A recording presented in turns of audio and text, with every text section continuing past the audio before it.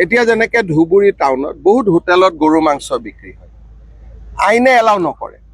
ধুবুৰী গুৰুদ্বাৰা আছে, within 5 kilometre মন্দিৰ আছে, উইদিন 5 কিলোমিটাৰ গৰু মাংস মানুহে খাব নোৱাৰে। চ' এতিয়া আমি বিচাৰিম যে দোকানীসকলে নিজে বিক্ৰী কৰা বন্ধ কৰক, নহ'লে আকৌ পুলিচ যাব লাগিব।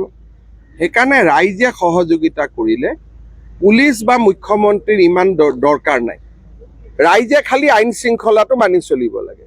এতিয়া ধুবুৰীতো ভৱিষ্যতেতো কুৰবানী কৰাটো বন্ধে গৰু ইয়াতে 5 কিলোমিটাৰত খাবও নোৱাৰিব, কাৰণ সেইটো বিধানসভাৰ আইন, মই বনোৱা আইন নহয়। কিন্তু এইবাৰ আইন ভংগ কৰি 1460টা গৰু ধুবুৰী টাউনত লৈ আহিছে। আমাৰ ভেটেনাৰী মানুহে পাৰ্মিশ্যনো দিছে, দুই এটা ইহঁতৰ ওপৰতো একশ্যন ল'ব লাগিব এতিয়া। কাৰণ কিয় লোৱা নহ'ব? আইনে কৈছে যে উইদিন 5 কিলোমিটাৰ, আৰু ধুবুৰী গুৰুদ্বাৰা বহুত ডাঙৰ gurdwara. Within the 5 kilometre of gurdwara আমিতো এইবিলাক কৰিব নালাগে, কিন্তু আমাৰ চৰকাৰটো শিথিল।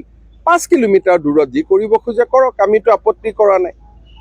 এক্ট আমাৰ কেটল প্ৰিজাৰ্ভেশ্যন এক্টতে লিখা আছে, এইটো চবেই জানে। এইটোৰ ওপৰত চৰ্চা হৈছে, এছেম্বলিত ডিবেট হৈছে। আমি কৈছো 5 কিলোমিটাৰ বাহিৰত গৈ খাওক, উইদিন 5 কিলোমিটাৰ খাব নালাগে ফ্ৰম এ ৰিলিজিয়াছ প্লেচ। কুৰবানী দিব লাগে, যদি মই গৰু কুৰবানী দিব লাগে 5 কিলোমিটাৰ দূৰত গৈ দিম, যদি ছাগলী কুৰবানী দিব লাগে টাউনত দিম। গতিকে ধুবুৰী মানুহে আগত মানা নাছিল, অহাবাৰতো ঈদত মই ইয়াত নিজে থাকিম।